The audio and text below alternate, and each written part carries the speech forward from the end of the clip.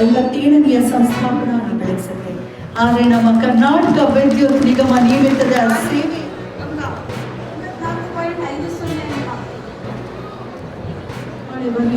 90 and above ವಿದ್ಯಾರ್ಥಿಗಳು SSLCಯಲ್ಲಿ ಅತಿ ಹೆಚ್ಚು ಅಂಕವನ್ನು ಪಡೆದಿರುವಂತಹ ನಮ್ಮ ವಿದ್ಯಾರ್ಥಿಗಳು ಜಗದೀಶ್ವರಿ ಮನ್ನಾಪುರ್ DMF ಕಚೇರಿ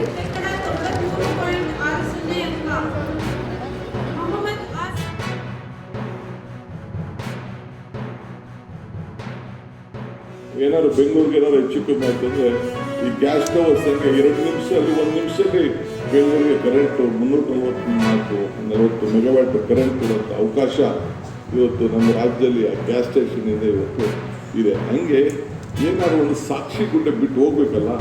ಈಗ ವಿಶ್ವೇಶ್ವರ ನೆನೆಸ್ಕೊಳ್ತಾ ಇದ್ದೀವಿ, ಈಗ ಮಹಾರಾಜರ ಫೋಟೋ ನೀವು ತೋರಿಸ್ತಾ ಇದ್ರಿ. ಹಂಗೆ ಏನಾದ್ರು ಒಂದು ಯಾರು ಸಾಕ್ಷಿ ಗುಡ್ಡೆ ಬಿಟ್ಟು ಹೋದ್ರು ಅಂತ ನಾವು ಯಾರು ಪರ್ಮನೆಂಟಾಗಿ ಇರೋಕ್ಕೆ ಸಾಧ್ಯ ಇಲ್ಲ. ನಾನು ಇರಲ್ಲ, ಜಾರ್ಜ್ ಇರಲ್ಲ, ನೀವು ಇರಲ್ಲ. ಮನುಷ್ಯನ ಹುಟ್ಟು ಆಕಸ್ಮಿಕವಾದ್ದು, ಸಾವು ಅನಿವಾರ್ಯ, ಜನನ ಉಚಿತ, ಮರಣ ಖಚಿತ. ಈ ಹುಟ್ಟು ಸಾವಿನ ಮಧ್ಯದಲ್ಲಿ ನಾವೇನು ಒಂದು ಸಾಧನೆ ಮಾಡಿದ್ದೀವಿ, ಒಂದು ಸಾಕ್ಷಿ ಗುಡ್ಡೆ ಬಿಟ್ಟು ಹೋಗಿದ್ದೀವಿ, ಅದು ಭಾಳ ಮುಖ್ಯ. ಅದಕ್ಕೆ ಇವತ್ತು ಇಂಥ ಸಂದರ್ಭದಲ್ಲಿ ನಾವೆಲ್ಲ ನಮ್ಮ ಕಾಲದಲ್ಲಿ, ನಿಮ್ಮ ಕಾಲದಲ್ಲಿ ನೀವು ಕೂಡ ಈ ರಾಜ್ಯಕ್ಕೆ ನೀವೆಲ್ಲ ಕೂಡ ನಾನು ಬರೀ ಎಂಪ್ಲಾಯಿ KPC ಎಂಪ್ಲಾಯಿ ಅನ್ನೋ ಕೆಲಸಕ್ಕೆ ನೀವು ತಲೆಯಲ್ಲಿ ಯೋಚನೆ ಬಿಟ್ಬಿಡಿ. ನೀವು ನಿಮ್ಮ ಮಕ್ಕಳಿಗೂ ಆ ತಲೆಗೆ ಯೋಚನೆ, ನಮ್ಮಪ್ಪನೆಲ್ಲ KPC ನೌಕರ ಅಂತಲ್ಲ. You are serving the nation, you are serving the country, you are serving the state. ಇದು ಒಂದು ಹಲವು ರಾಜ್ಯದ ಕೆಲಸ ನೀವು ಮಾಡಿಕೊಂಡು ನೀವು ಹೋಗ್ತಾ ಇದ್ದೀವಿ. ಅದರಿಂದ ಇವತ್ತು ಬೇರೆ ರಾಜ್ಯದಲ್ಲಿ ಕೂಡ ನಮ್ಮ ರಾಜ್ಯದಲ್ಲಿ ಬೇಕಾದಷ್ಟು ವ್ಯತ್ಯಾಸ ಇದೆ. ಭಾಳ ವಿಶಾಲವಾದಂಥ 250 ಇಂಜಿನಿಯರಿಂಗ್ ಕಾಲೇಜ್ ಇದೆ.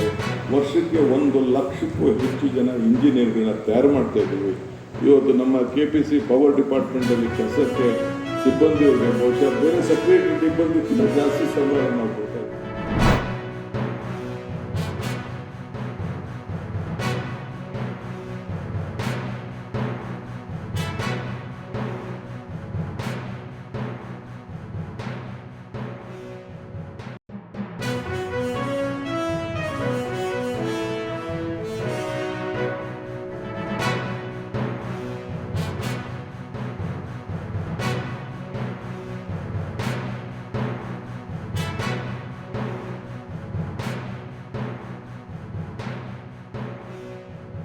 ಮುಂದೆ ಇರಲ್ಲ ಅಭಿವೃದ್ಧಿ ಕೂಡ ಇರಬೇಕು ಅಂತ ಕೇಳ್ಕೊಳ್ತಾ ಇದ್ದೇನೆ.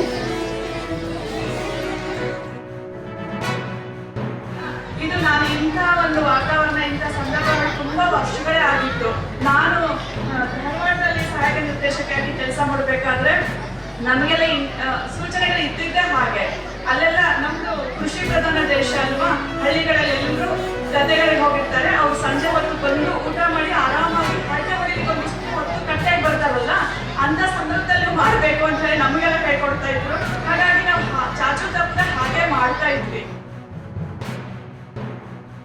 ಅದಕ್ಕೆ ಒಂದಷ್ಟು ಪರೀಕ್ಷೆಗಳು, ಅಂಕಗಳು ಅಂತ ಹೇಳಿ ಇರುತ್ತೆ. ಅದರ ಆಚೆಗೆ ಬಹಳಷ್ಟು ಇದೆ. ಇಂತಹ ಸಾಂಸ್ಕೃತಿಕ ಕ್ಷೇತ್ರದಲ್ಲಿ ಗುರುತಿಸಿಕೊಂಡಿರ್ತಕ್ಕಂತಹ, ಸಂಸ್ಕೃತಿಯನ್ನು ಒಳಗೊಂಡಿರ್ತಕ್ಕಂತಹ ಅನೇಕ ಪ್ರತಿಭೆಗಳು ಈ ದೇಶಕ್ಕೆ ಬೆನ್ನೆಲುಬಾಗಿದ್ದಾರೆ. ರಾಜ್ಯಕ್ಕೆ ಅನೇಕ ಕೊಡುಗೆಯನ್ನು ಕೊಟ್ಟಿದ್ದಾರೆ. ಸಾಹಿತ್ಯ, ಸಾಂಸ್ಕೃತಿಕ ಎಲ್ಲ ಕ್ಷೇತ್ರಗಳಲ್ಲಿ ಮನ್ನಣೆಯನ್ನು ಪಡ್ಕೊಳ್ಬೇಕು ಅಂತಂದ್ರೆ ನಾವು ನಮ್ಮ ಮಕ್ಕಳನ್ನ ಬೇರೆ ದೃಷ್ಟಿಯಲ್ಲಿ ನೋಡ್ಬೇಕು. ನಗರದಲ್ಲಿ ಅವಕಾಶ ಇದೆ, ಭರತನಾಟ್ಯಕ್ಕೆ ಸೇರಿಸ್ತಾರೆ, ಮ್ಯೂಸಿಕ್ಗೆ ಸೇರಿಸ್ತಾರೆ, ಇನ್ಸ್ಟ್ರೂಮೆಂಟ್ ಅನ್ನು ಕಲಿಯೋದಕ್ಕೆ ಸೇರಿಸ್ತಾರೆ, ಕರಾಟೆ, ಯೋಗ ಇವೆಲ್ಲ ಅವಕಾಶಗಳಿದೆ.